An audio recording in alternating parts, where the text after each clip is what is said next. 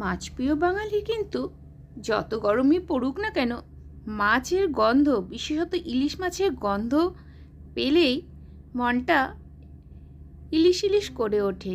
আর তখনই বাজারে ছুটতে হয় ইলিশ আনতে।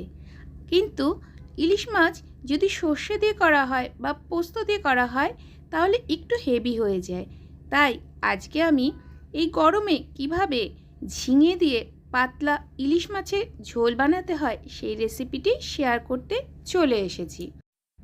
এখানে আমি নিয়ে নিয়েছি ঝিঙেগুলোকে খোসা ছাড়িয়ে এরকম একটু বড় বড় লম্বা লম্বা করে কেটে নিয়েছি। আর নিয়েছি ইলিশ মাছগুলোকেও ভালো করে ধুয়ে নিয়েছি। এবারেতে দিয়ে দিলাম নুন আর দিয়ে দিচ্ছি হলুদের গুঁড়ো।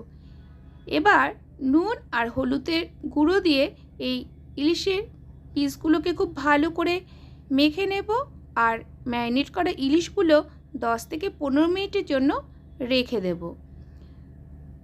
অনেকে কিন্তু ইলিশ মাছ ভাজে না, কাঁচাই ব্যবহার করে, তোমরা চাইলেও করতে পারো। কিন্তু আমি সবসময় ইলিশ মাছ হালকা ভেজে নেওয়ার চেষ্টা করি। তাই আজও কিন্তু প্রথমে এই ইলিশ মাছগুলোকে খুব ভালো করে ম্যারিনেট করে হালকা করে ভেজে নেব। এখানে তেল গরম করে নিয়েছি আর এবার এতে ইলিশ মাছগুলোকে দিয়ে দিচ্ছি। ইলিশ মাছ কিন্তু কখনোই বেশি ভাজতে হয় না, একমাত্র ইলিশ ভাজা খেতে হলে ইলিশ মাছ কড়া করে ভাজতে হয়, তা না হলে ইলিশ মাছ হালকা করে ভাজলে খেতে বেশি ভালো লাগে। এই দেখো বন্ধুরা, মাছগুলি এক সাইড ভালো করে ভাজা হয়ে গেছে, একইভাবে উল্টো সাইডটাও ভেজে নেব।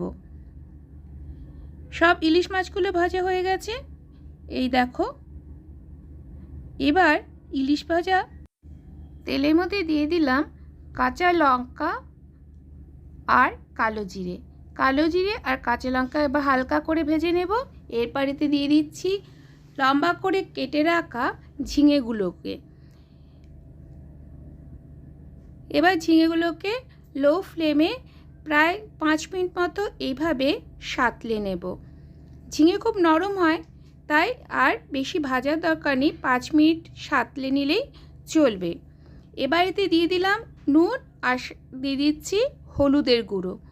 নুন আর হলুদের গুঁড়ো দিয়েও আবার মিনিট 2 থেকে 3 আমি এই ঝিঙেগুলোকে সাঁতলে নেব।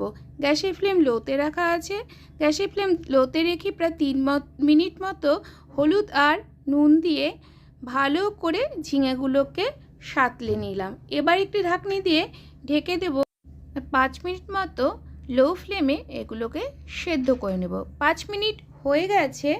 এই দেখো বন্ধুরা, ঝিঙেগুলো কিন্তু অনেকটাই নরম হয়ে গেছে, প্রায় 90% মতো নরম হয়ে গেছে। এবারে তো আমি দিয়ে দিচ্ছি জল। যেহেতু ইলিশ মাছে পাতলা ঝোল বানাবো তাই একটু জল ব্যবহার বেশিই করছি। এখানে আমি 1.5 গ্লাস মতো জল ব্যবহার করছি। জল দেওয়ার পর আবারও ঢাকনিতে ঢেকে নেব আর ঝোল 5 মিনিট ফুটিয়ে নেব। 5 মিনিট হয়ে গেছে, ঝোলও খুব ভালো করে ফুটে উঠেছে আর ঝিঙেও পুরোপুরি সেদ্ধ হয়ে গেছে। এবার এতে দিয়ে দিতে হবে ভেজে রাখা ইলিশ মাছগুলো।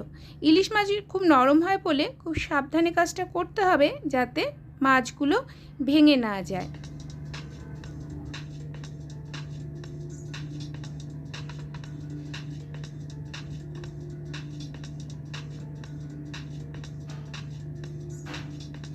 সব মাছ ঝরে দেওয়া হয়ে গেছে। এবার একটি ঢাকনি দিয়ে আবারও ঢেকে দেব আর 2 মিনিট মতো ঝোল ফুটিয়ে নেব।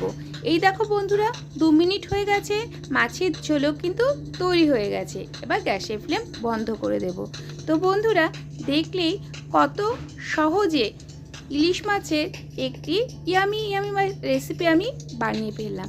কখনো যদি এভাবে ঝিঙে দিয়ে ইলিশ মাছ না খেয়ে থাকো তাহলে অবশ্যই বাড়িতে ট্রাই করো, আশা করছি ভালো লাগবে।